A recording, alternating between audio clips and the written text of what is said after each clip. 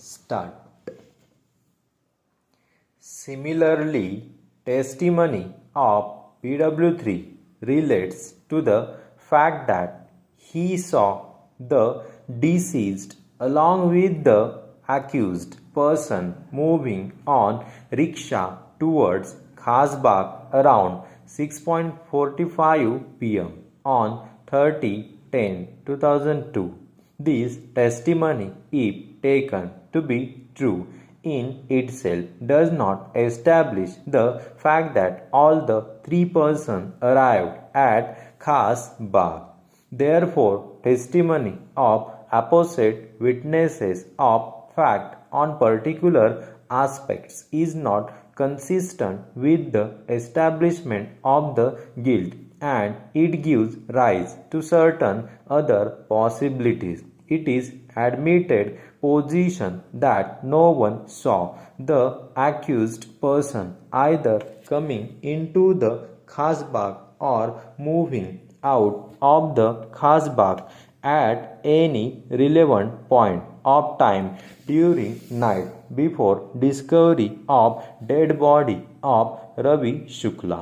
Therefore, various links of the chain, in this case necessary for giving consistency to the guilt of the accused person, are found to be missing and due, which we can unambiguously observe that the prosecution has not been successful in establishing the vital links in the chain of circumstances which, if established, would have conclusively pointed towards guilt of the accused, that they and they alone are the author and perpetrator of the offense to the exclusion of the entire world.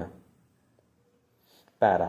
It is cardinal principle of criminal jurisprudence that in cases based on circumstantial evidence, each and every hypothesis of innocence of the accused should be removed, and chain of circumstances should be consistently intertwined so as to point out guilt of the accused conclusively, that it was the accused and accused alone who committed the crime to the exclusion of others. In this case, analysis made herein above goes to evince legal truth that the prosecution has failed miserably to establish vital links of the chain of circumstances, and the chain of circumstances is not complete.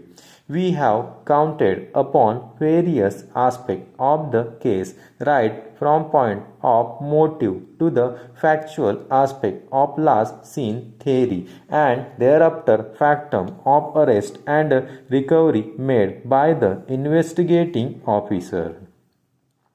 It appears that the informant came to know about the dead body of his son the next morning on 31st October 2002, and thereafter he lodged the report, but the manner in which the investigating officer allegedly arrested the two accused persons and effected recovery is highly doubtful, and the same cannot be believed to have been truly made under facts and circumstances of this case.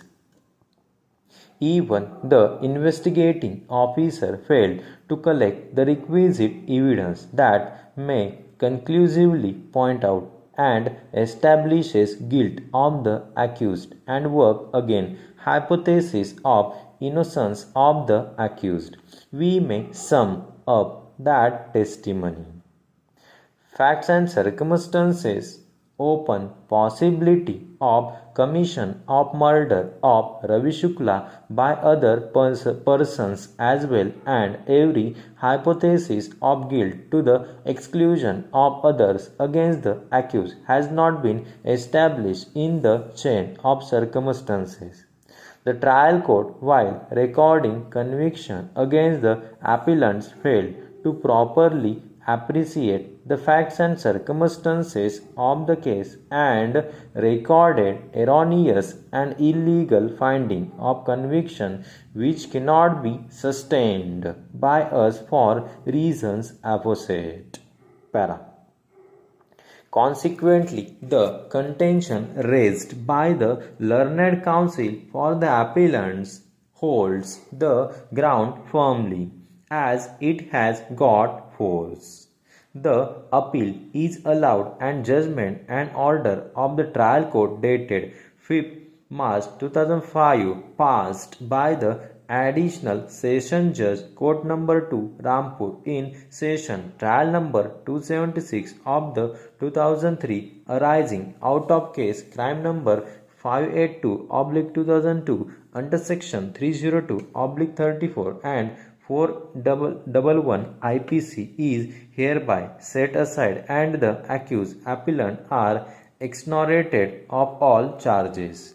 In this case, the appellant are in jail. They be set free forthwith if not wanted in connection with any other case after complying with the provisions of section 437A CRPC. Let a copy of this order be certified to the concerned trial court for its intimation and follow-up action.